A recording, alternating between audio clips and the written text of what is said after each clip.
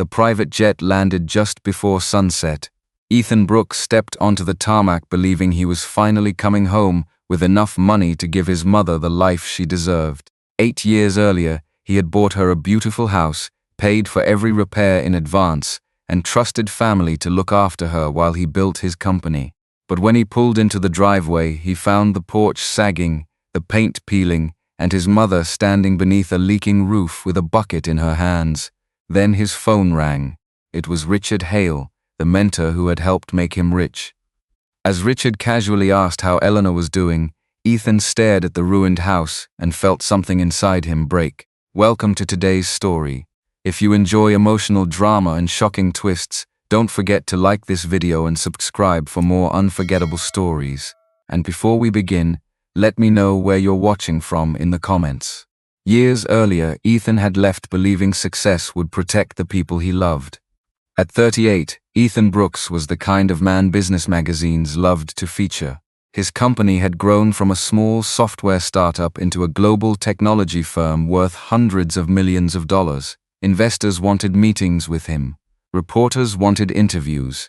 Airports and hotel suites had become more familiar than any place he could truly call home. The success had come with a cost.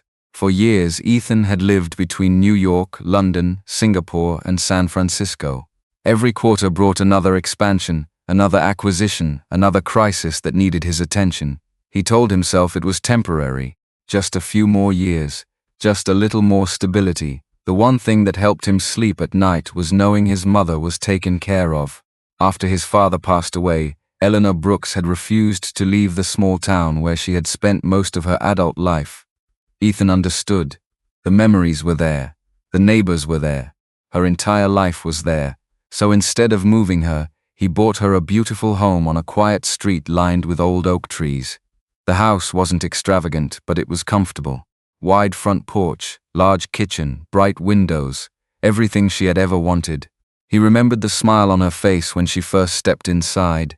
That memory had stayed with him for years. To make sure everything ran smoothly, Ethan trusted his cousin Nathan Brooks to help with local matters. Nathan lived nearby, handled repairs, checked on Eleanor, and coordinated anything that needed attention. Whenever Ethan called, Nathan always had good news. The roof was fine, the plumbing was fine, your mom is doing great, don't worry about a thing, and Ethan believed him. Richard Hale believed him too. Richard had become far more than a business advisor over the years. He was mentor, friend, and sometimes the closest thing Ethan had to family during long stretches overseas. Whenever Ethan worried about spending too much time away, Richard always reassured him. Your mother is proud of you. You're building something incredible. Nathan is looking after everything. Focus on your work. So Ethan focused on his work, and every month he sent money home. Sometimes thousands, sometimes tens of thousands. Repair funds, medical funds, maintenance funds, whatever was needed, or so he thought. Now, standing in front of the house 8 years later, Ethan struggled to connect his memories with the reality in front of him. The front steps were cracked. One shutter hung loose from the side of the house. Sections of the roof looked warped and uneven. The yard was overgrown. Nothing about it made sense. Eleanor stood near the front door, holding a plastic bucket beneath a steady drip of rainwater coming from the ceiling above the porch. She looked older than he remembered. Much older. Not just because of time, because of exhaustion. When she finally saw him, she froze. For a brief second, Ethan expected her face to light up. Instead, fear flashed across her eyes. Not surprise, not joy, fear. Mom? The word escaped before he could stop it. Eleanor's grip tightened around the bucket. Then slowly she forced a smile. It looked practiced. The kind of smile people wear when they don't want anyone asking questions. Ethan walked toward her. The closer he got, the worse everything looked. The porch boards felt soft beneath his feet. Water stains spread across the ceiling. One corner of the roof appeared ready to collapse. He had personally approved money for repairs 3 different times over the past 5 years. Where had it gone? His phone buzzed again. Richard, Ethan answered automatically. Richard's familiar voice came through the speaker. Did you make it home? Yeah. Good. How's your mother doing? Ethan looked at Eleanor. She lowered her eyes immediately. Something felt wrong, very wrong. I'm not sure, Ethan said quietly. After ending the call, he slipped the phone back into his pocket. A gust of wind pushed a stack of papers against the side of the porch. Most were soaked from rain. One had become trapped beneath a loose board. Ethan bent down and pulled it free. His eyes scanned the page.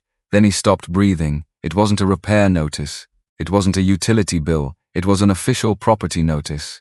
And at the top, in bold letters, were words that made no sense at all. Final to Vacket. Ethan slowly looked up at his mother. Eleanor's face turned pale, and for the first time, he realized someone had been trying to take her home away from her. Ethan stared at the notice for several seconds before reading it again. Final demand to Vacket. The words didn't change. The paper was stamped by a law office he didn't recognize. A date near the bottom showed it had been issued 3 weeks earlier. His mother quietly set the bucket down. "Eleanor," he said carefully, "what is this?"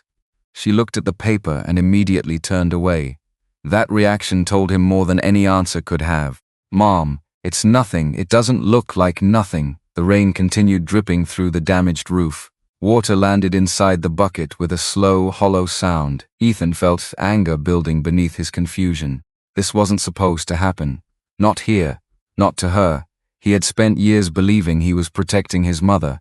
Now he was standing in a house that looked abandoned. A car pulled into the driveway. Nathan Brooks climbed out before the engine was fully off. He moved quickly, forcing a smile as he approached the porch. "Ethan, I heard you were in town." The smile looked genuine enough. Nathan spread his arms as if expecting a welcome. He didn't get one. Ethan held up the notice. "What is this?" Nathan's expression tightened for half a second. Then it disappeared. "Oh, that? It's a misunderstanding. A misunderstanding that says my mother has to leave her house?" Nathan sighed. The county reassessed some property issues. Paperwork got messy. Lawyers get involved. You know how these things work. "No, I don't." Nathan glanced toward Eleanor. She lowered her eyes immediately. Ethan noticed. That bothered him more than Nathan's answer. "How long has she had this?" Ethan asked. Nathan shrugged. "A few weeks. A few weeks. I was handling it." The words should have reassured him. Instead, they made him uneasy. Nathan had always sounded confident on the phone. Calm, reliable. Now Ethan couldn't stop looking at the house around him. The cracked wood, the peeling paint, the warped roof. Every problem represented money he had already sent. Money Nathan claimed had been spent. "You told me the roof was repaired." "It was." Ethan pointed upward. "Then why is rain coming through it?" Nathan opened his mouth, closed it, then tried again. "That section failed after a storm. When?" "A few months ago." "You never mentioned it. There were more urgent things." Ethan stared at him. For the first time in years, Nathan looked uncomfortable. Not guilty, just uncomfortable.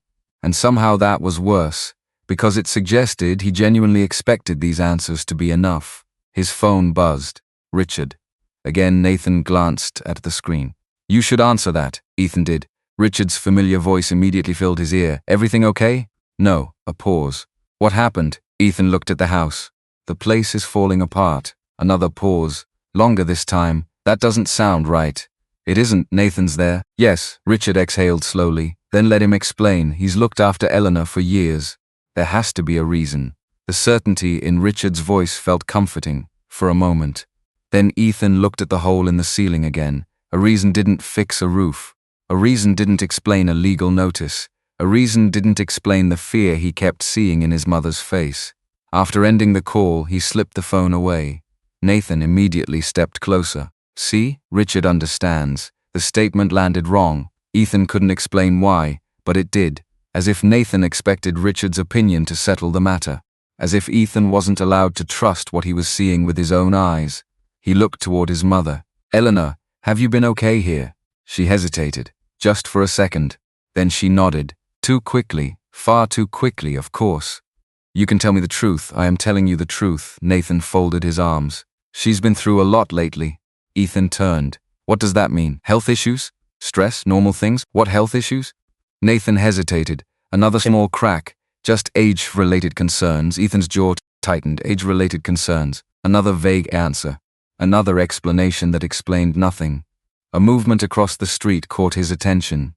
An older woman was standing near a mailbox, watching. The moment Ethan looked directly at her, she quickly turned away. Not casual curiosity, something else, something closer to caution. The feeling in his stomach grew heavier. People were watching this house, watching his mother, watching Nathan. Why, as evening settled, Nathan finally left. He promised to return the next morning with documents, repair records, property paperwork, everything. Ethan didn't trust promises anymore. After Nathan's car disappeared down the street, the house felt strangely quiet. He walked room by room. The condition shocked him. Water stains marked ceilings. Several windows wouldn't close properly. Floorboards creaked, simple pressure. A kitchen cabinet door hung from one hinge. This wasn't recent neglect. This was years of neglect, years. He stood in the living room and remembered the photographs Nathan had sent. Fresh paint, new furniture, a repaired fireplace. Everything had looked perfect. None of it matched reality, not even close. His phone records told the same story. 3 separate wire transfers for roof repairs, 2 for plumbing, 1 for foundation work. All approved personally by him, all supposedly completed. Yet the house looked as if nobody had touched it in years. He was standing near the front window when he noticed movement outside again. The same woman from earlier. This time she wasn't across the street. She was near the fence, waiting. Ethan stepped outside. The woman glanced toward the road before approaching. She looked nervous. "Mr. Brooks?" "Yes." She lowered her voice. "I don't have much time." Ethan frowned. "What do you mean?" She reached into a canvas bag. Her hands trembled slightly. "For years, people have been saying things weren't right here." Ethan felt his pulse quicken. "What things?" The woman shook her head. "Not here." She pulled out a thick brown envelope. "I've been collecting these." Ethan looked down. The envelope was stuffed with papers and photographs. "What is this?" The woman swallowed hard. "Evidence." His heart skipped. Evidence of what? She looked back toward the road again, then toward the house, toward Eleanor. When she spoke again, her voice was barely above a whisper. "Your mother wasn't the only one being watched." Before Ethan could ask another question, she pressed the envelope into his hands and hurried away. He stood frozen in the fading light. Then he looked down. One photograph had partially slipped from the envelope, just enough for him to see it. The image showed Nathan, standing beside a luxury waterfront property, a property Ethan had never seen before. And judging by the size of the house behind him, Nathan should never have been able to afford it. Ethan didn't open the envelope until after Eleanor had gone to bed. The house was quiet except for the occasional drip of water somewhere in the walls. He sat at the kitchen table beneath a flickering light and carefully emptied the contents across the worn surface. There were photographs, dozens of them. Some had dates written on the back in blue ink. Others had short notes. Roof leaking again. No contractor arrived. Power shut off for 3 days. Nathan said repairs were scheduled. Ethan felt a knot tighten in his chest. The photographs weren't dramatic at first glance. That was what made them disturbing. They documented a slow decline. A railing that disappeared between 1 year and the next. A patch of mold spreading across a ceiling. A broken window covered with plastic sheeting that remained there for nearly 18 months. Someone had been paying attention. Someone had been watching, and someone had felt compelled to keep a record. He moved through the stack one image at a time. Each picture chipped away at a story he had believed for years. According to Nathan, contractors had visited regularly. According to Nathan, maintenance was ongoing. According to Nathan, Eleanor had everything she needed.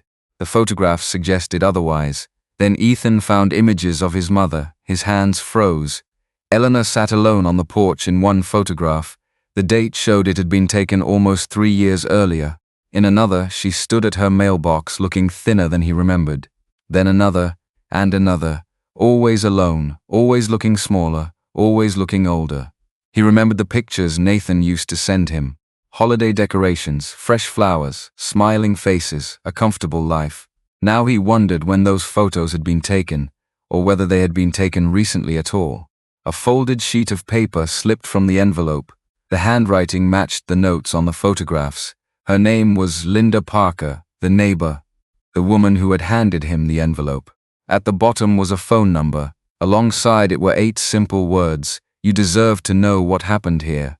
Ethan stared at the sentence for a long time. Then he picked up his phone. It was nearly midnight. He almost waited until morning. Almost. Instead, he called. The phone rang twice. Linda answered immediately. "I wondered how long it would take. You knew I'd call. I knew you'd look at the photographs." Ethan leaned back in his chair. "Why did you keep all this?" A pause. Then a quiet answer, because nobody else was. The simplicity of it hurt. Linda explained that she had lived across the street for more than a decade. At first, everything seemed normal. Nathan visited regularly. Contractors occasionally appeared. Then things changed. Visits became less frequent. Repairs stopped. The house began deteriorating. Eleanor started withdrawing from neighbors. Did she ask for help? Ethan asked. Not directly. What does that mean? Linda sighed. It means she was embarrassed. The word hit harder than Ethan expected. Embarrassed, not angry, not demanding, embarrassed, as though the condition of her own life was somehow her fault. Linda continued. There were times I offered to drive her places. Places? Doctor appointments, grocery stores, community events. What happened? Most of the time she said Nathan had already arranged something. Ethan closed his eyes. And had he? No. The answer came instantly. No hesitation, no uncertainty, just certainty. Ethan looked toward the hallway where Eleanor was sleeping. The thought of her waiting for rides that never arrived made him feel physically sick. Why didn't anyone tell me? Linda laughed softly. Not because anything was funny, because the question itself sounded impossible. Tell you how? Ethan didn't answer, because he suddenly realized he didn't know. His life had become phone calls and airports and conference rooms. He had assumed information would reach him if something was wrong. But information only traveled through people, and he had trusted the wrong people. After ending the call, he sat awake for another hour reviewing the photographs. Near the bottom of the stack, something changed. The focus shifted away from the house, towards specific people. Nathan. Several images showed him arriving in expensive vehicles. One photo captured him stepping out of a luxury SUV. Another showed him carrying golf clubs into the back of a truck. Nothing criminal. But none of it matched the life Ethan thought Nathan lived. Then came the waterfront property. The image he had noticed earlier. He pulled it closer. The house behind Nathan was enormous. Modern architecture, private dock, floor-to-ceiling windows facing the water. Millions of dollars at least. Nathan stood beside it, smiling, not posing, not aware he was being photographed, which somehow made it more convincing. On the back was another note. Seen multiple weekends over 3 years. Ethan read it twice. 3 years. Nathan hadn't rented the property for a weekend. He'd been connected to it repeatedly. His phone buzzed. A text message. Richard. Just checking in. How are things with your mom? Ethan stared at the screen. Normally he would have answered immediately. Tonight he didn't. Something felt different. Richard wasn't suspicious. Not yet. But Ethan suddenly became aware of how often Richard had reassured him over the years. Whenever concerns arose. Whenever Ethan considered coming home. Whenever Nathan's name came up. Always reassurance. Always certainty. He pushed the thought away. It was too early, too little evidence. Still, the thought remained. The next morning Ethan made a decision. He wasn't waiting for Nathan to explain anything. He wanted facts, real facts.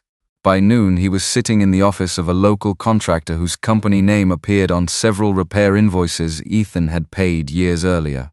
The contractor was a middle-aged man named Greg Walters. Greg studied the documents carefully. Then he frowned. "Where did you get these? My cousin sent them." Greg flipped through the pages. His expression darkened.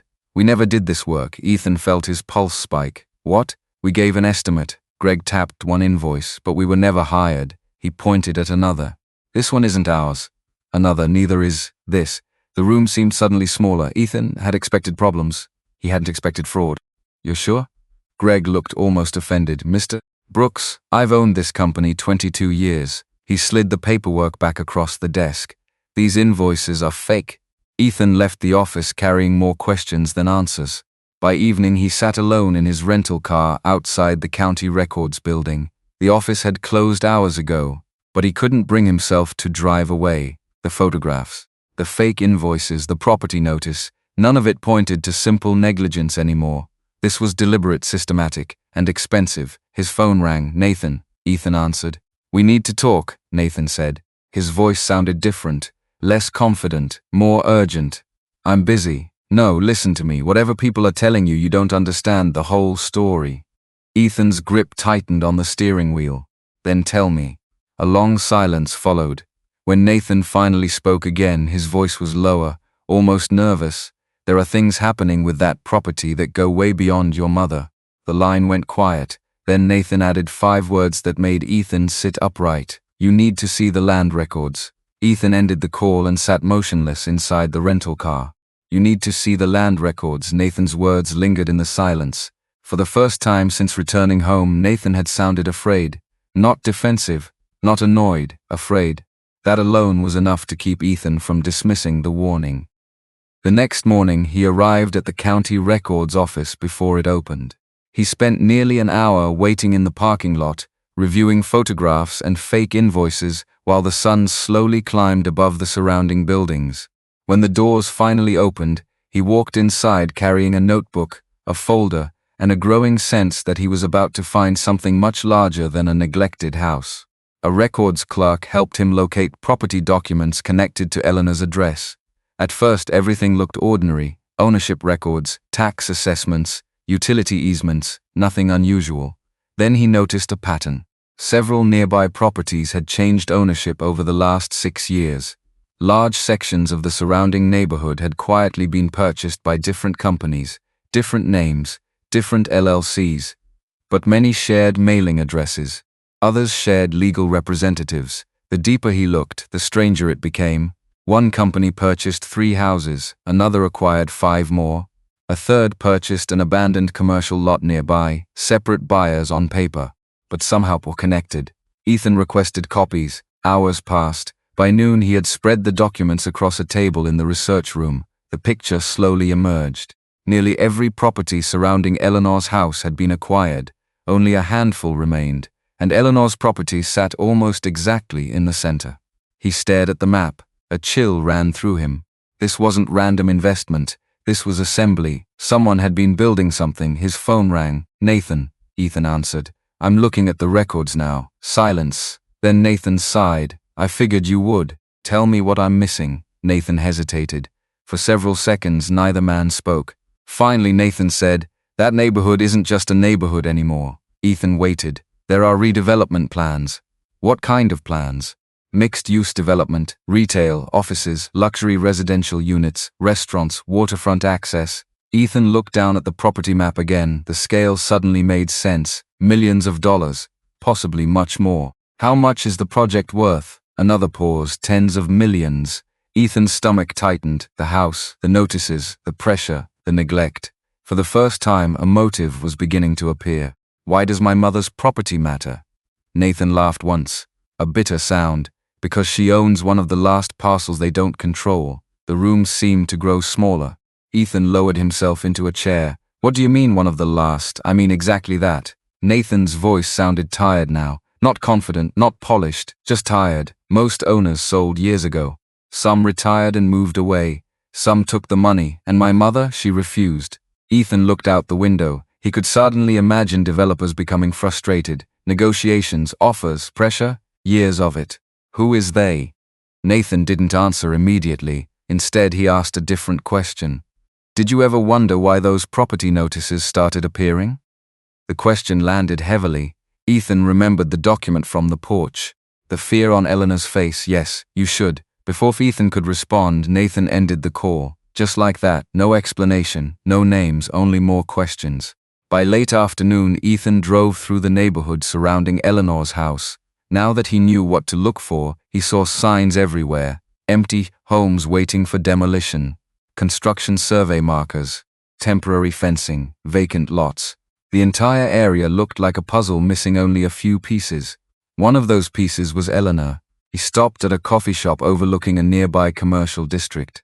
A real estate broker agreed to meet him there after a few phone calls and the promise of confidentiality. Her name was Melissa Grant. She reviewed several of the documents Ethan had collected. Then she leaned back slowly. Your mother's property is more important than you realize. Ethan felt his pulse quicken. Explain. Melissa pointed to the map. The project needs continuous access through this corridor. Her finger traced a line through multiple parcels. Eleanor's property blocks part of the proposed expansion, so buy her out. Melissa gave him a look. They tried. How many times? I don't know. But more than once, Ethan thought about Eleanor. The condition of the house, the ignored repairs, the legal notices. A disturbing possibility began forming. What happens if someone wants a property owner to leave without forcing them? Melissa understood immediately. Her expression darkened. They make life difficult. The answer came too quickly, as if she'd seen it before. Is that what happened here? I don't know. But if someone wanted pressure instead of confrontation, neglect can be very effective. Ethan left the meeting feeling colder than when he entered. That evening, he returned to Eleanor's house. He found her sitting alone on the porch. The bucket was gone. A temporary tarp now covered part of the roof. Ethan had arranged emergency repairs that morning. She looked at it for a long moment. You didn't have to do that. Yes, I did. Eleanor smiled faintly. The expression disappeared almost immediately, like she wasn't used to keeping it. Ethan sat beside her. For several minutes neither spoke. Then he asked quietly, "Did people offer to buy this house?" Her shoulders stiffened. There it was, a reaction, small but unmistakable sometimes. How many times? She looked toward the street. A lot. Who came? Different people. Were they connected? I don't know. The answer felt honest, but incomplete. Ethan studied her face. She seemed exhausted, not physically, emotionally, like someone who had spent years carrying something alone. Mom, she looked at him. Did anyone threaten you? Her eyes immediately moved away. That was answer enough. Ethan felt anger rise again, not at her, at whoever had put that fear there, at whoever had made her feel vulnerable inside her own home, at whoever had convinced her she was facing this alone. Before he could ask another question, headlights swept across the yard. A black SUV slowed near the curb, not stopping, just slowing, watching then, continuing down the street. Eleanor's face lost color. Ethan noticed so did she, and for the first time since he came home she grabbed his arm. Her fingers trembled. Ethan, what is it? She swallowed hard, then spoke in a voice barely above a whisper. I saw that vehicle before. His heartbeat quickened. Where? She looked toward the road where the SUV had disappeared, then back at him. The day a man came here with papers. What papers? Eleanor's breathing became uneven. The papers that said I should leave. She hesitated. A long, painful hesitation. Then she revealed the part that changed everything. The man told me someone had already paid for my property. Ethan stared at his mother. The man told me someone had already paid for my property. The words settled between them like something heavy and permanent. For a moment, neither spoke. The evening air felt colder than it should have. What exactly did he say? Ethan asked. Eleanor kept her eyes on the dark street. He said the paperwork would catch up eventually. He said there was no point fighting something that had already been decided. Ethan felt his jaw tighten. Did he tell you who paid for it? She shook her head no. Did he show you documents, a few papers? Do you still have them? This time she hesitated. The hesitation lasted long enough for Ethan to notice. Then she nodded.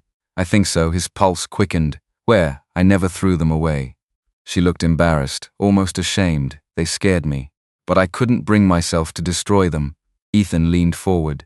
Mom, if they're still here, I need to see them. Eleanor looked toward the house. For years she had lived inside uncertainty. People arrived with paperwork. People made promises. People offered advice. Some sounded kind. Some sounded threatening. After a while they all blended together. But Ethan was different. For the first time in years, someone was asking questions because they cared about her rather than her property. Slowly she stood. Follow me. She led him inside. The living room smelled faintly of damp wood and fresh paint from the emergency repairs. Most of the furniture looked older than Ethan remembered. The house felt smaller too, not physically, emotionally, as if neglect had shrunk it. Eleanor crossed into a back bedroom. She knelt beside an old cedar chest. After several moments of searching, she removed a stack of folders tied together with faded ribbon. I kept everything. Ethan took the folders carefully. His hands suddenly felt unsteady. Inside were years of notices, property assessments, letters from attorneys, purchase offers, tax correspondence, official-looking documents from companies he had never heard of. He carried everything to the kitchen table. For nearly 2 hours he sorted through them. Most were legitimate, some were aggressive, several were clearly designed to pressure rather than inform. Then he found one that made him stop. A letter from 3 years earlier, no company logo, no official branding, just a simple statement. The document referenced a pending acquisition agreement involving multiple neighborhood properties. Most of the names were redacted, but one sentence remained visible. Final approval contingent upon acquisition of remaining Brooks parcel. Ethan read it twice. then a third time. His mother's property wasn't merely part of the project, it was essential to it. The realization made his stomach turn. Someone had been waiting for Eleanor to give up, or disappear, or leave. The next morning Ethan contacted an attorney. Her name was Laura Bennett. She specialized in property disputes and elder financial exploitation cases. By noon she sat across from him reviewing the documents. Unlike most attorneys Ethan had met, Laura wasted no words. She read quietly, took notes, marked pages, asked specific questions. Finally she leaned back. "This is concerning," Ethan nodded. "How concerning?" "Enough that I think someone expected your mother to become overwhelmed." She tapped several letters. "These aren't illegal by themselves, but together they create a pattern." "What kind of pattern?" "Pressure." The answer came immediately. Laura pointed toward one folder, repeated purchase attempts. Another folder, escalating notices. Another, property-related threats disguised as routine communication. Ethan thought about Eleanor sitting alone in the house year after year, opening these envelopes, trying to understand them. Having nobody beside her, the image hurt more than he expected. Laura continued reading. Then suddenly she paused. Her expression changed, not dramatically, just enough. "What is it?" Ethan asked. She slid one document across the table. There, Ethan followed her finger. Near the bottom of a planning memorandum was a list of attendees from a private redevelopment consultation meeting held 4 years earlier. Several names meant nothing. One name did, Richard Hale. Ethan stared at it, his mentor, his business advisor, the man who had helped build his company, the man who always called to check on Eleanor, the man who reassured him whenever concerns surfaced, the man who repeatedly encouraged him to focus on work overseas. The room became very quiet. "Are you sure that's him?" Laura adjusted her glasses. "Unless there are two Richard Hales with the same corporate affiliations." Ethan said nothing. A memory surfaced. 3 years earlier, he had considered taking a 6-month break and returning home. Richard had talked him out of it. The company needed him. Expansion couldn't wait. There would be time later. At the time it sounded reasonable. Now it felt different, much different. Laura studied him carefully. "You know this person?" Ethan nodded slowly. "Unfortunately, that night he returned home carrying copies of every relevant document. The house was quiet. Eleanor sat in the kitchen reading, a habit she had recently begun returning to. Another small piece of herself coming back. He smiled when he saw it. For a moment the investigation faded. The lawsuits, the money, the lies. None of them mattered as much as seeing his mother look like herself again. But the moment didn't last. Eleanor noticed the documents in his hand. "You found something." It wasn't a question. Ethan sat across from her. "I found evidence that your property was extremely valuable." She nodded. "I always suspected that." The answer surprised him. "You did?" They kept asking. She folded her hands. "People don't ask that many times unless they want something badly." Ethan stared at her. For years everyone had treated her like a confused old woman. But maybe they had underestimated her. Maybe he had too. "Mom," she looked up. "Did you ever recognize any names?" A strange expression crossed her face. Then she stood. Without speaking, she walked toward the hallway. Ethan followed. She entered a small storage room. After a minute, she returned carrying a worn envelope. Its edges were yellow with age. "I forgot about this." She handed it to him. Inside was an old photograph. Nothing about the image seemed important at first. A group of adults standing beside a property marker many years earlier. Several faces were unfamiliar. Then Ethan's eyes landed on one man near the back. The photograph slipped slightly in his fingers, because standing beside a much younger Richard Hale was Nathan, and they were looking directly at Eleanor's property, years before Ethan had ever left home. Ethan stared at the photograph long after Eleanor had gone to bed. The image couldn't have been more than a snapshot from some forgotten community event. The colors had faded, the edges were worn. Most people would have tossed it away years ago. But Ethan couldn't stop looking at it. Nathan stood near Richard, not as strangers, not as two men who happened to be in the same place. They looked comfortable together, familiar, and the date written on the back changed everything. It had been taken nearly 2 years before Ethan launched the company that made him wealthy. 2 years before Richard became his mentor. 2 years before Ethan ever introduced the two men. The realization hit him hard. They already knew each other. For years, Ethan had believed he was the connection between them. Now that assumption was gone, he turned the photograph over again. A handwritten note appeared beneath the date. Planning meeting. The words were small and faded, but still readable. Planning for what? That question followed him into the next morning. By sunrise, he was already at Laura Bennett's office. She examined the photograph carefully, then compared the date to the property records they had collected. Interesting. Ethan leaned forward. That's all you have to say? Laura looked up.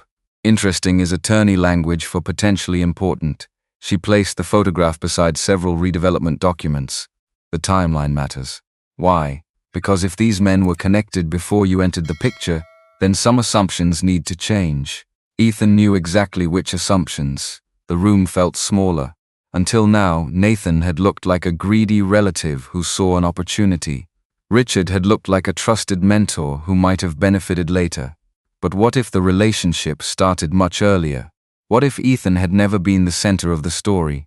Laura continued reviewing documents. A few minutes later, she made another discovery. Several LLCs connected to surrounding property acquisitions shared legal filings. One name appeared repeatedly, not Richard, not Nathan. A private investment group, Horizon Urban Partners. The company appeared throughout the redevelopment paperwork, consultants, investors, acquisition funding, project strategy. Every road seemed to lead back there. Laura circled the name.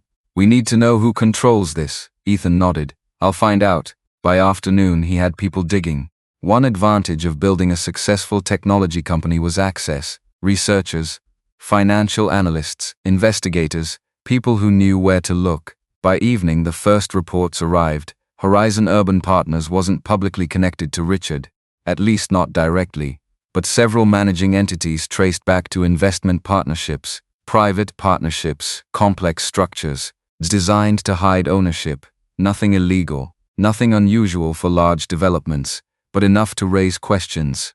Then one analyst found something else, a board advisory position, 5 years earlier, held by Richard Hale. Temporary, unpaid on paper but real. Ethan stared at the report, his chest tightened. Another coincidence. Too many coincidences. That evening Richard called. For the first time, Ethan let the phone ring several times before answering. Richard, how are things? The question sounded normal, concerned, exactly the way it always had. But now Ethan heard it differently, like someone checking whether a situation remained under control. I'm managing, I'm glad. A brief pause followed. Then Richard spoke again. Have you talked to Nathan recently? There it was, a simple question. Yet Ethan immediately noticed it. Not how is your mother, not how are you holding up. Nathan. Richard wanted information. Ethan chose his words carefully, a little. I wouldn't put too much weight on what he says. Why not?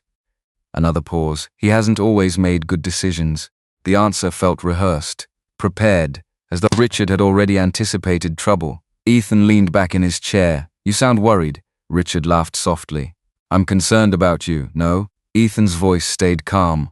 You sound worried. Silence, only for a second, but long enough. Then Richard changed the subject. Business, travel, mutual contacts. The conversation ended naturally enough. Yet when the call finished, Ethan knew one thing with certainty. Richard was nervous. For the first time in years, the realization gave Ethan no satisfaction, only sadness. Richard had been more than a mentor. There had been periods when Ethan trusted him almost as much as family. Maybe more. That wound hurt differently. Money could be replaced. Trust couldn't. Later that night, he found Eleanor sitting in the repaired portion of the living room. She was sorting old papers into neat stacks, slowly, carefully. Her hands trembled less than they had when he arrived. Another small improvement. Ethan sat beside her. For a while neither spoke. Then Eleanor handed him a folded piece of paper. I forgot about this too. He opened it. It wasn't a legal document. It wasn't a notice. It was a handwritten record, dates, names, short notes, nothing dramatic at first. Then he realized what he was reading. Eleanor's personal observations, a timeline, years of it, visitors, phone calls, meetings, conversations, not detailed enough to prove anything, but detailed enough to establish patterns. His eyes moved down the page. Richard visited. Nathan returned later. Property discussion, another entry. Nathan angry. Mentioned deadline, another. Richard called after meeting, asked if I was reconsidering. Ethan looked up sharply. When did you write these? Eleanor seemed surprised by the question. When things stopped feeling right. How long ago? Years. The answer landed heavily. Years. Not weeks, not months, years. Eleanor had been noticing things long before anyone believed she understood what was happening. She wasn't confused. She wasn't unaware. People had simply stopped listening. The realization filled Ethan with both pride and guilt. Pride because his mother had quietly protected the truth. Guilt because he hadn't been there to help her carry it. He continued reading. Near the bottom of the page, one entry stood apart from the others. No explanation, no details, just a sentence. Keep the box hidden. Ethan frowned. What box? Eleanor immediately looked away. A small movement, but impossible to miss. His pulse quickened. Mom. She stayed silent. What's in the box? For several moments she said nothing. The room felt suddenly tense. Finally she looked at him. Fear wasn't in her eyes. Something else was. Determination. As though she had protected something for a very long time. I hid it because nobody believed me. Ethan leaned forward. What is it? Eleanor swallowed, then answered. A recording. The room went completely still. She lowered her voice. And if it's still where I left it, you'll finally hear what Richard and Nathan thought nobody else knew. A recording. For a moment Ethan thought he had misunderstood. He stared at Eleanor across the table. A recording of what? She folded her hands tightly together. Of a conversation. Between who? You already know. The answer sent a chill through him. Richard, Nathan. The two names were becoming impossible to separate. Ethan leaned forward. Where is it? Eleanor looked toward the dark window. Her expression carried the weight of years. I hid it after they started coming more often. What do you mean? The visit, she swallowed. At first they wanted me to sell. Ethan stayed silent. They were polite in the beginning. Everyone was polite. Her eyes drifted somewhere beyond the room. They talked about opportunity, progress, development. They said the neighborhood would change. And when you said no, her face tightened. They stopped asking nicely. The words landed harder than she intended. Not because they were dramatic, because they sounded true. Ethan suddenly understood something that had bothered him since coming home. The neglect hadn't simply been financial. It had been psychological. Years of pressure. Years of isolation, years of making a vulnerable woman feel like she was standing alone against forces too large to fight, and somehow she had endured it. Where is the recording? He asked again. Eleanor took a slow breath. In the old workshop. She nodded. Under the floor. Ethan blinked. You hid it under the floor? I didn't know who to trust. The answer hurt, because she was right. The next morning they walked together to the detached workshop behind the house. The structure leaned slightly to one side. Time had not been kind to it. Inside, dust covered most surfaces. Old gardening tools rested against walls. Broken shelves sagged beneath forgotten boxes. The place smelled of wood and age. Ethan carefully moved several crates aside while Eleanor directed him toward a corner beneath an old workbench. There, he knelt. The floorboard looked ordinary. Nothing stood out. Then he noticed a section where the nails were newer. Carefully he lifted the board. A small metal box sat beneath it, untouched, protected, hidden. Eleanor looked away as Ethan opened it. Inside were several envelopes, a small notebook, and an old digital voice recorder. For a second nobody spoke. Years of secrets sat inside a box no larger than a briefcase. Ethan picked up the recorder carefully. Do you know if it still works? I don't. The battery was dead. Of course it was. The device looked ancient. Ethan felt frustration rise. Then he stopped himself. The recorder existed. That alone mattered. He could deal with the rest. By afternoon, he had the device with a digital recovery specialist recommended by one of his company's security consultants. The technician was cautious. Nothing was guaranteed. The recorder had spent years hidden in varying temperatures. Data corruption was possible. Battery failure complicated things. But there was hope. Ethan left the office with a promise. 24 hours. Maybe less, maybe more. Waiting felt unbearable. That evening he returned to the house. Eleanor sat on the porch. The temporary repairs had already changed the atmosphere. The place no longer looked abandoned. For the first time since arriving home, Ethan noticed neighbors walking by and waving. Small gestures, normal gestures, signs that life was slowly returning. Eleanor seemed calmer too, not healed, not fully safe, but calmer. He sat beside her. For a while they simply watched the sunset. Then Eleanor spoke. Do you know what hurt the most? Ethan turned toward her. She wasn't crying. Her voice remained steady. It wasn't the house. He waited. It wasn't even the money. The answer surprised him. She looked toward the street. It was wondering whether you had forgotten me. The words struck him harder than anything else. Harder than fake invoices. Harder than fraud. Harder than property schemes. Because that wound belonged to him. Not Nathan, not Richard, him. I never forgot you. I know that now, she smiled sadly. But loneliness tells very convincing lies. Neither spoke for several moments. The silence felt honest. Then Ethan placed his hand over hers, not to fix the years, not because words could erase them, just to be present, something he should have done long ago. The next morning his phone rang before sunrise, the recovery specialist. Ethan answered immediately. We got something. His heart started racing. How much? Come listen. Less than an hour later he sat inside the technician's office. A laptop waited on the desk. Several audio files appeared on the screen. Not one recording, multiple recordings. Some were short, a few minutes, others longer. Dates appeared beside each file, months apart, years apart. Ethan stared. Eleanor hadn't preserved a single moment. She had been documenting patterns. The technician clicked one file. Static filled the speakers, then voices. Difficult to hear. A conversation inside a room. Fragments emerged, property, offers, deadlines, nothing explosive, nothing definitive yet. The technician opened another file. The audio quality improved. Ethan recognized Nathan immediately. The voice was unmistakable. His stomach tightened. Then a second voice entered. Richard. There was no mistaking him. Ethan felt cold. The room seemed to disappear around him. For years that voice had encouraged him, guided him, celebrated his successes. Now it echoed from a hidden recording made inside his mother's home. The conversation continued. Nathan sounded frustrated. Richard sounded calm, measured, controlled, the way he always did. Then Ethan heard a sentence that changed everything. If he comes back too often, the entire timeline falls apart. The recording ended abruptly. Silence filled the room. The technician slowly removed his headphones. Ethan didn't move. His heartbeat pounded in his ears. The timeline. Not the project, not the property, the timeline.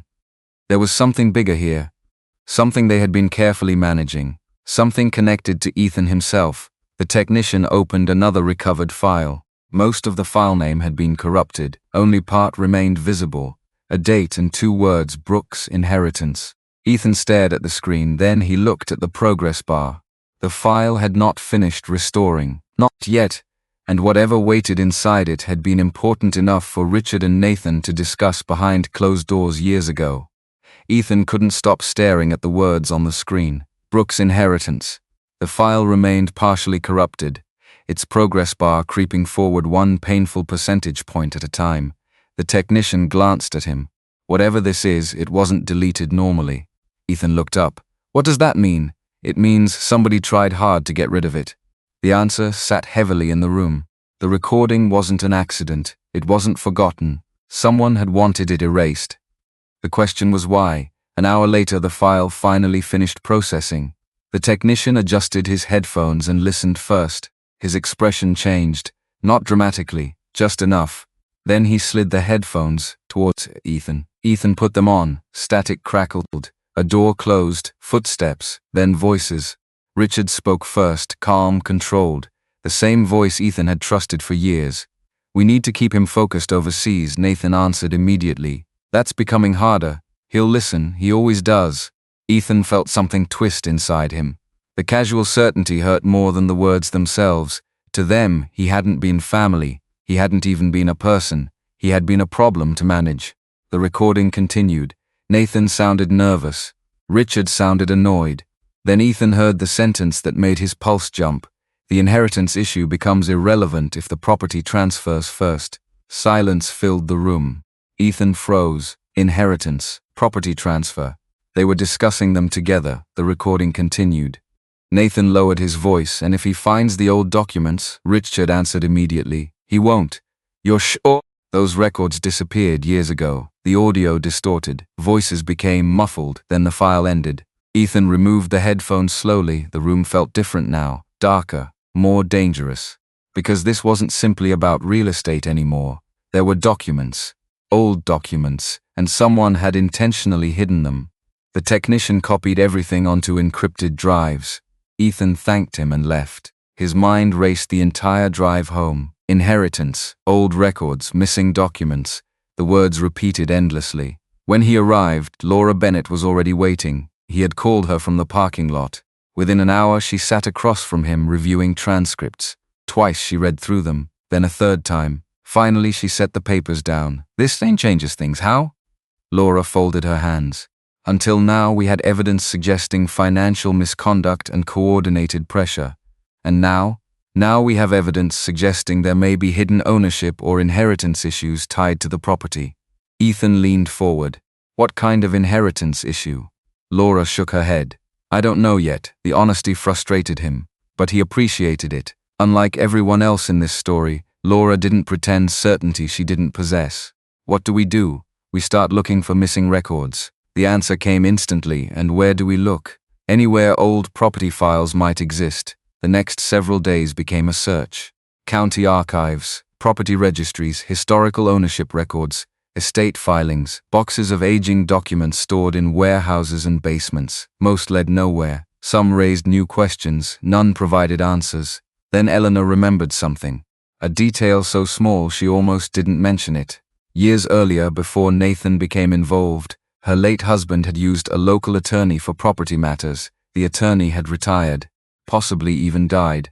Nobody knew for certain. But the law office still existed under new ownership. The lead was thin. Still, Ethan pursued it. The office occupied an aging brick building downtown. Dusty shelves lined the walls. The current owner, a gray-haired attorney named Frank Dawson, listened carefully as Ethan explained what he was seeking. At first, Frank seemed doubtful. Then Ethan mentioned the property address. Everything changed. Recognition flashed briefly across the older man's face. You've heard of it? Frank hesitated. Maybe. Ethan leaned forward. What do you know? The attorney studied him for several moments, then stood and disappeared into a back room. When he returned, he carried a storage box. Its surface was faded, the label nearly unreadable. But one word remained visible: Brooks. Ethan felt his heartbeat accelerate. Frank placed the box on the desk. I haven't opened this in years. What's inside? I honestly don't know anymore. The box contained dozens of old files, property surveys, tax records, correspondence, meeting notes, years of forgotten paperwork. Most of it appeared ordinary. Then Ethan found a sealed envelope. The paper had yellowed with age. Across the front were 4 handwritten words, to be opened if necessary. No date, no explanation, no sender, just those words. Frank adjusted his glasses. I've never seen that before. Ethan carefully broke the seal. Inside was a letter and another document folded behind it. His eyes moved quickly across the page. Halfway through the first paragraph, he stopped breathing, because the signature at the bottom belonged to his late father. The room fell silent. Ethan read the letter again, then again. The words refused to make sense. Not because they were unclear, because they changed everything. The letter described concerns about future attempts to acquire the property. Concerns written decades earlier, long before the redevelopment project existed, long before Richard entered the picture, long before Ethan built his fortune. His father had anticipated that someone might someday try to separate the land from the family, and he had taken steps to prevent it. Ethan slowly unfolded the second document, a legal attachment, a property instrument notarized, recorded, hidden, forgotten, or intentionally concealed. Laura took the document from his trembling hands. Her eyes widened immediately. Then she looked directly at Ethan. For the first time since meeting her, she appeared genuinely stunned. What is it? Ethan asked. Laura looked back down at the page. When she finally spoke, her voice was barely above a whisper. This property was never supposed to belong to one person.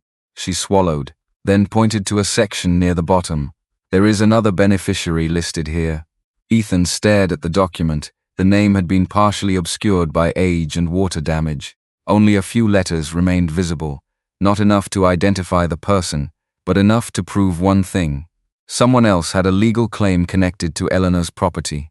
And whoever they were, Richard and Nathan had spent years making sure nobody found out. Nobody spoke for several seconds.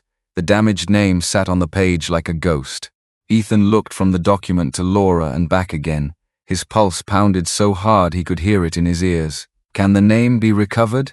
Laura carefully examined the paper. Maybe, but not today. The lower corner had suffered years of moisture damage. Entire sections had faded into pale stains, only fragments remained, 3 letters, a partial surname, nothing more. Yet it was enough to prove someone else had once been connected to the property. Enough to explain why Richard had wanted certain records buried. Enough to make Ethan realize the conspiracy might be older than he had imagined. Frank Dawson searched the rest of the box while Laura photographed every page. Most files added context rather than answers. Old correspondence, property tax discussions, boundary surveys, letters between attorneys. Then Frank found something unusual, a billing record, dated almost 15 years earlier. The client listed wasn't Eleanor, it wasn't Ethan's late father. It was Richard Hale. The room became silent again. Frank frowned. That doesn't make sense. Laura immediately took the document. What was Richard doing here? Frank shook his head. I wasn't the owner then. But Richard had no legal connection to this property as far as I know. Ethan stared at the paper. 15 years. Richard's interest in the land hadn't started recently. It had started long before Ethan launched his company, long before Nathan became involved, long before the redevelopment proposal. The realization made Ethan feel sick. He had spent years believing Richard entered his life by chance. Now he wasn't sure of anything anymore. That evening, Ethan returned home carrying copies of every document. Eleanor sat quietly at the kitchen table. The temporary repairs had stopped the roof from leaking, but the house still felt fragile. So did she. When Ethan explained what they had discovered, she listened without interrupting. Her hands remained folded around a cup of tea. When he mentioned the hidden beneficiary, something changed in her expression. A flicker, brief but unmistakable. Ethan noticed immediately. You've heard something before. Eleanor looked away. No, Mom. Silence. She stared toward the window. Rain tapped softly against the glass. Finally she spoke. Years ago your father worried about people asking questions. What people? He never said. What questions? She hesitated. Questions about ownership. Ethan sat down. Every answer seemed to create 3 more questions. Why didn't you tell me? Eleanor smiled sadly. Because I didn't understand it myself. The answer felt genuine.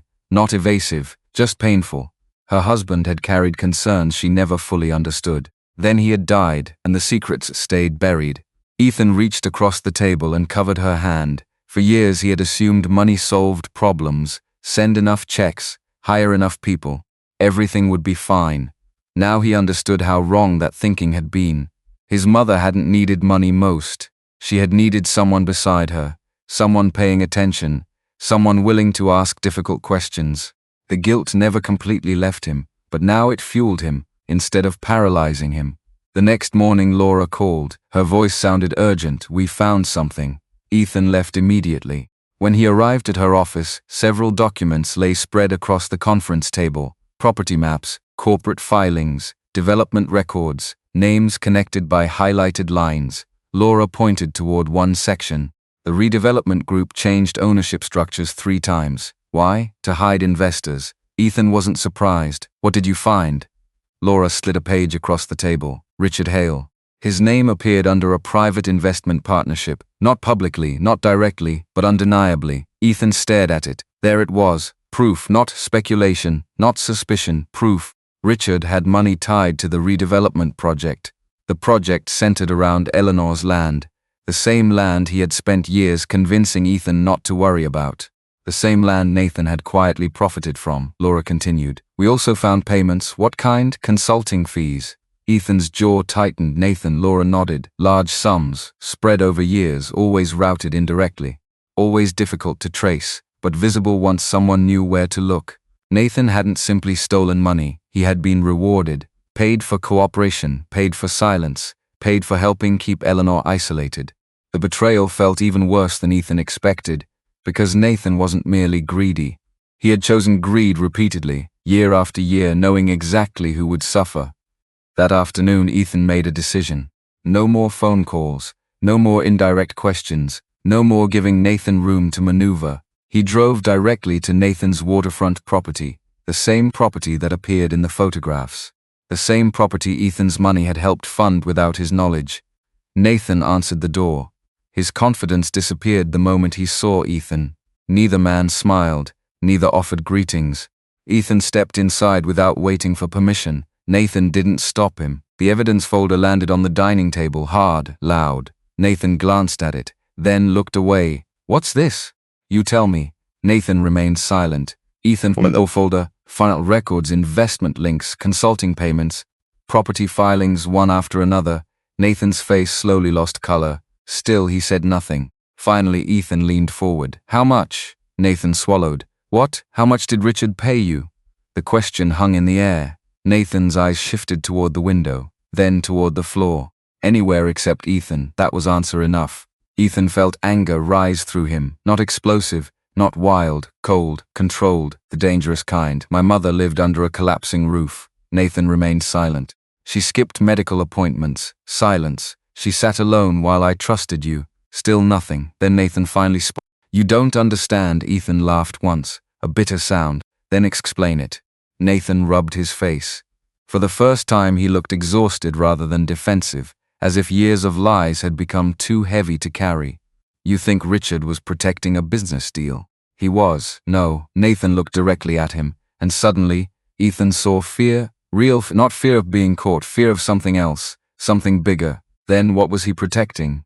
Nathan's answer came quietly. So much more than the property. The room became still. Ethan felt every instinct sharpen. "What does that mean?"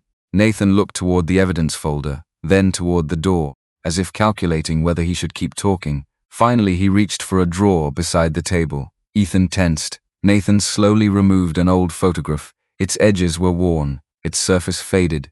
He stared at it for several seconds before handing it over. Ethan looked down. The photograph showed two adult men standing beside Eleanor's husband decades earlier. One of them was easy to recognize. Richard Hale, much younger, but unmistakably Richard. The second man wasn't familiar, yet what captured Ethan's attention wasn't either face. It was the back of the photograph. A handwritten note had been partially revealed where the photo had split with age. Only a single sentence remained legible. "If anything happens, tell Ethan the truth about his father." Ethan slowly lifted his eyes. Nathan looked as though he regretted every word he was about to say. Then he whispered the sentence that shattered everything Ethan thought he knew. "Richard wasn't interested because of the land. He was interested because of your family." The truth did not end everything overnight. It took months. The recording Eleanor had preserved, the journals she had written, the financial records Laura uncovered, and the partnership documents connecting Richard to the redevelopment project formed a picture that could no longer be ignored. Investigators, attorneys, and regulators spent weeks verifying every claim. Witnesses came forward. Contractors confirmed projects that had been billed but never completed. Financial experts traced money that should have protected Eleanor but instead helped fund Nathan's luxury lifestyle. In the end, nobody could claim it had all been a misunderstanding. Nathan lost more than money. The consulting payments stopped. The shell company arrangements unraveled. Several business relationships vanished almost immediately. People who had once admired him suddenly wanted distance. He avoided family gatherings and public events. When he finally met Ethan one last time, he looked older than before. "I never thought it would go this far," Nathan admitted quietly. Ethan believed him. That was what made it worse. Nathan had never planned to destroy Eleanor's life. He had simply chosen himself over her again and again, until the damage became impossible to separate from the choices that caused it. Ethan did not forgive him that day, but he no longer carried the same burning anger. Nathan would spend the rest of his life living with what he had done. That consequence belonged to him. Richard's fall happened differently. His reputation had been one of his greatest assets. For decades, people trusted him. Investors trusted him. Business partners trusted him. Now many of them didn't. Several partnerships dissolved. Major clients walked away. Invitations stopped arriving. Opportunities disappeared. Nothing dramatic happened overnight, but the slow erosion of credibility proved devastating. Richard had spent years protecting a fortune and a project. In the process, he lost something he could never fully rebuild: trust. The revelation about Ethan's father hurt almost as much as the betrayal itself. The hidden documents eventually confirmed what Nathan had hinted at. Years earlier, Ethan's father had discovered irregular dealings connected to land acquisitions in the area. Richard had feared exposure, financial losses, and public embarrassment. After Ethan's father died, Richard worked quietly to keep old questions buried. When redevelopment plans later emerged around Eleanor's property, Richard saw both danger and opportunity. Keeping Eleanor isolated protected more than a business investment. It protected secrets he never wanted reopened. For a long time, Ethan struggled with that knowledge, not because it changed who his father had been, but because it changed how he understood the years that followed. His family had not simply been neglected. They had been managed, directed, manipulated. Yet even that realization eventually led him somewhere unexpected, back to Eleanor. One afternoon, several months after the investigations concluded, Ethan stood beside construction crews outside the old house. Most people expected him to tear it down completely. He refused. The house needed repairs, not erasure. The porch was rebuilt, the roof was replaced, the plumbing and wiring were modernized, damaged walls were restored, but the character of the home remained. The same front steps, the same windows, the same view from the porch. Eleanor watched every stage of the work. The first time in years she offered opinions, requested changes, made decisions. The property belonged to her again, not just legally, emotionally. That mattered more. The redevelopment company eventually revised its plans around her land. The project moved forward in a different form, less profitable for some people perhaps, but Eleanor no longer lived under pressure to leave. Her home was her choice, and that choice was finally respected. Ethan made changes too, big ones. His company remained successful, but he stopped treating work like an endless emergency. He delegated responsibilities he once hoarded. He declined meetings he would previously have accepted without hesitation. Some colleagues questioned the decision. A younger version of Ethan might have agreed with them. The man standing beside Eleanor's restored porch did not. Success had given him wealth. Presence gave him something wealth never could: time. The very thing he had spent years sacrificing. The hardest part wasn't rebuilding the house, it was rebuilding trust. Neither Ethan nor Eleanor pretended otherwise. Years could not be repaired in a weekend. Some conversations remained difficult. Some silences lingered longer than either wanted, but they stayed. That was the difference. When Eleanor had a medical appointment, Ethan drove her. When Ethan struggled with guilt, Eleanor listened. They stopped trying to recover lost years and started protecting the years still ahead. One evening near the end of summer, Eleanor sat on the rebuilt porch as the sun lowered toward the horizon. The air was warm, the neighborhood was quiet, the roof no longer leaked, the paint no longer peeled, the house no longer looked abandoned. Ethan stepped outside carrying 2 cups of tea. Without speaking, he handed one to her and took the chair beside hers. For a while neither said anything. The silence felt different now. Not empty, comfortable, healing. Eleanor looked across the yard and smiled. "You know," she said softly, "for a long time I thought the house was what I was losing." Ethan turned toward her. She patted his hand. It wasn't the house. His throat tightened, because he understood the greatest loss had never been money, never the property, never the legal battles. It had been time, time stolen by distance, time surrendered to trust placed in the wrong people, time neither of them could recover. But they still had this evening, tomorrow, the next conversation, the next cup of tea, the next ordinary moment. And for the first time in years, that felt like enough. The sun dipped lower as mother and son sat together on the restored porch. The house was no longer collapsing. More importantly, neither of them was facing life alone. If this story touched you, share your thoughts in the comments.